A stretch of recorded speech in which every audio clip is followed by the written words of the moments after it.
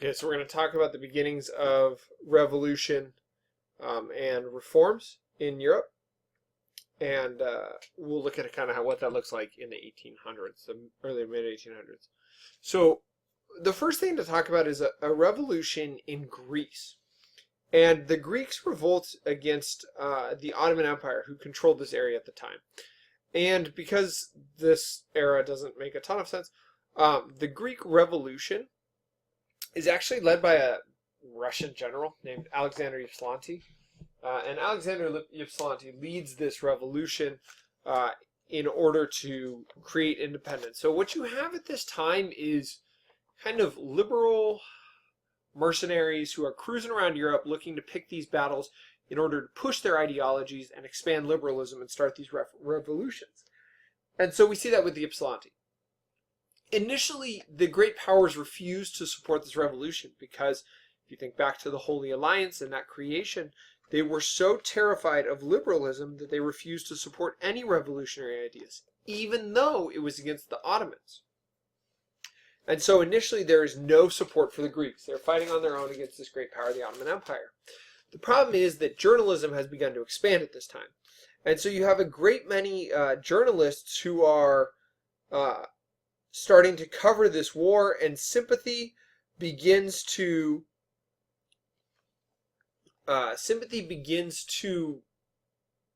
lend itself towards the Greek.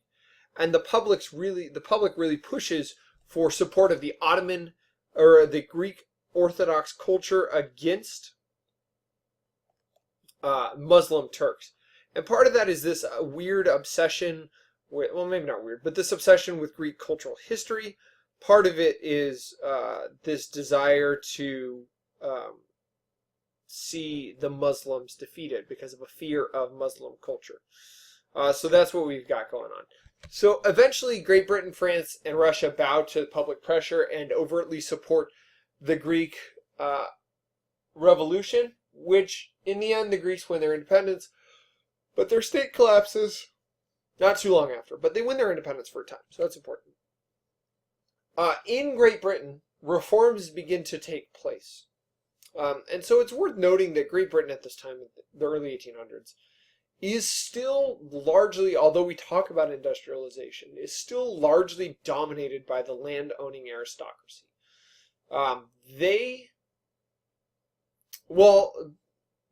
They control pretty much everything because they run the House of Lords, and so they're the ones making the laws. They also pretty much control the House of Commons, and so they can kind of force things down people's throats even if they don't like it. And a large part of that is because only 8% of the population can vote. So you've really limited who has a stake in the election.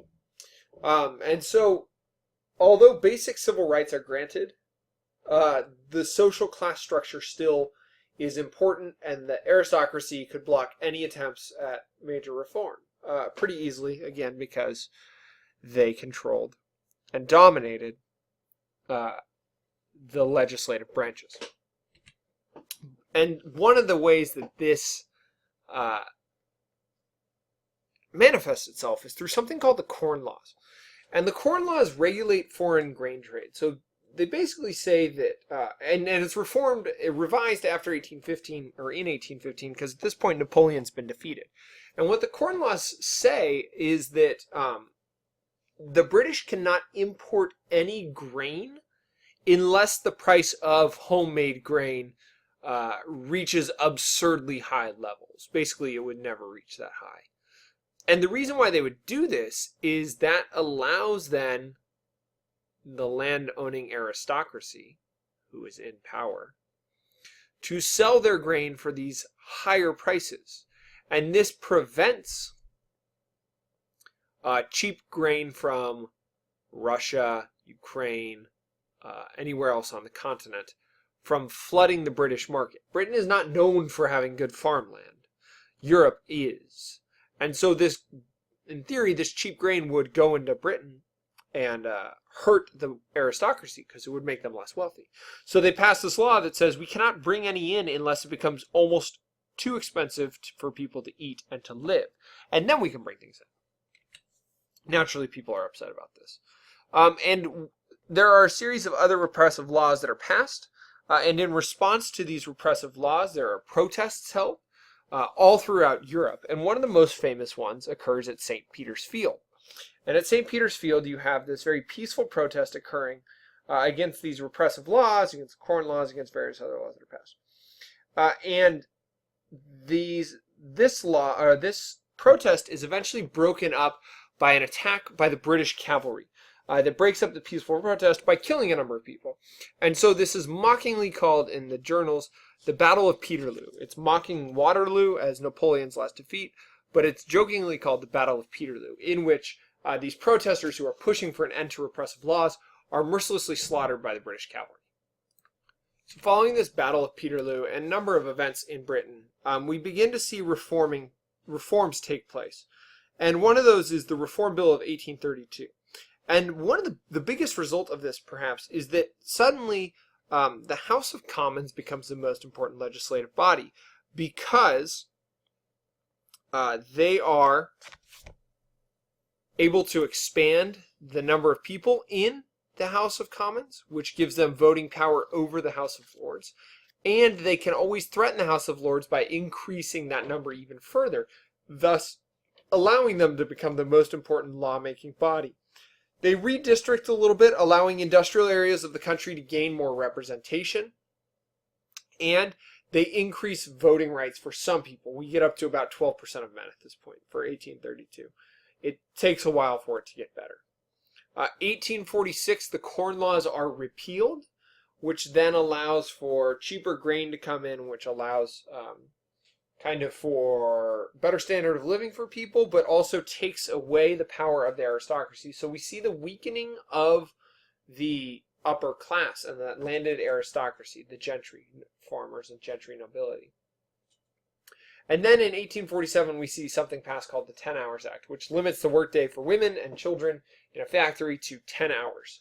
And this is another reform act, a way of protecting the people. So in Britain, you start to see this move towards reform, away from protecting the power of the aristocracy and towards protecting the rights of the people.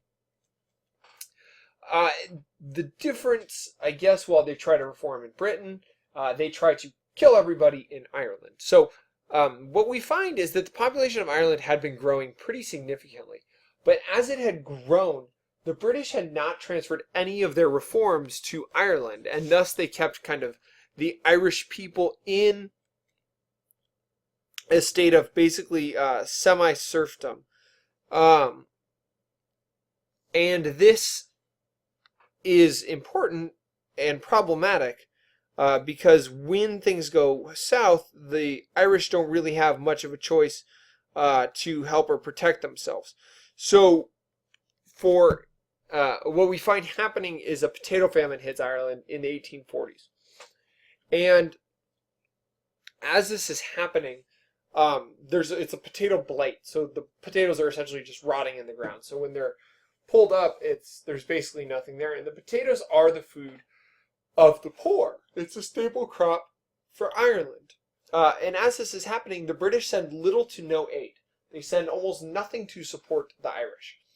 On top of that, they still collect taxes and landlords increase rent. And so, this is problematic because usually you would seek to help out those who you are ruling get out of a famine or get out of this potato blight. The reason that they don't is because the British view the Irish through this racial mold and view the Irish as being subhuman. And certainly second class, probably not even citizens, but certainly less than them. In addition to continuing collecting these taxes and rent, they put food exports from Ireland under military guard. And that's kind of one of the weird things about this great famine, is as this is happening, Ireland is exporting hundreds of thousands of pounds of food, enough food to feed the Irish. But it's under British military guard and going to Great Britain. Things like butter and meat and still even crops. But instead of it staying in Ireland, it is all going back to Britain to feed the British people.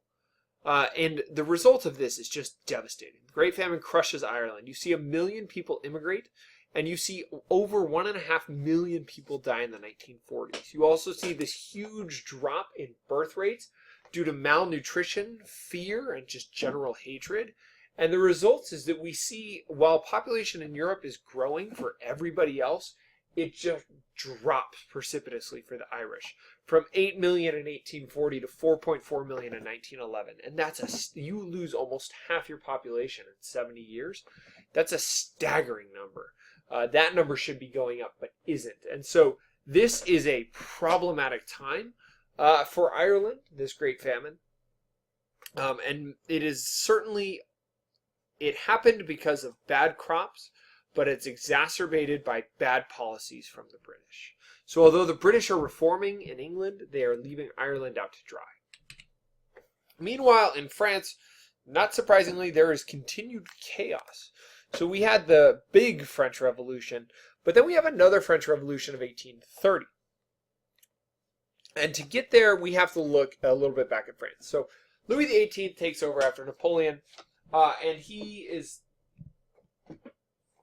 a king, signs a constitution, but is definitely conservative.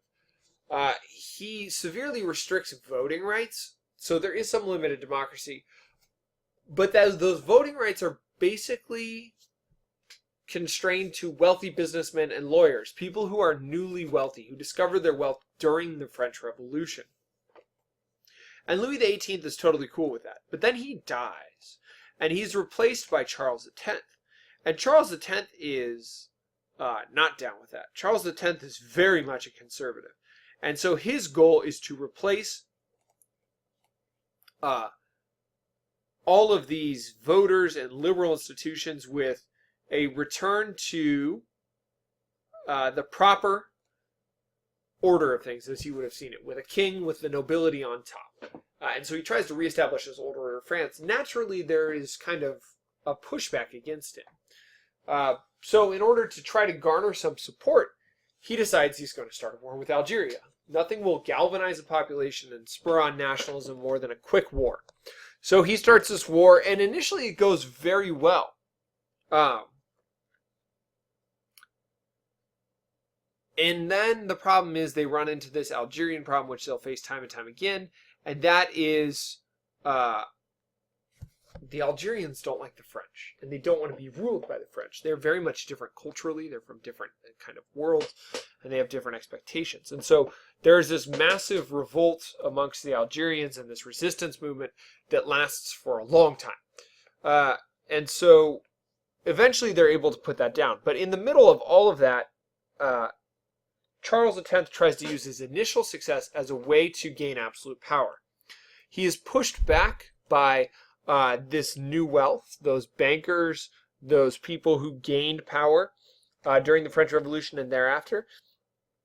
And they start kind of an insurrection and a counter-revolution to this coup. They declare Louis Philippe to be the new king of France, but they severely restrict his power. He is the king of the people, by the people's choice, not really the king of France. So at the end of this turmoil, what happens is that the new class maintains, that new wealth maintains the same power that they had before. They just have it under a different king. Instead of under a Bourbon, it's now under Louis Philippe. And so this overthrow of a dynasty ends up resulting in very few changes. One of those times in history where that happens. And so that's kind of what happens with the French Revolution of 1830.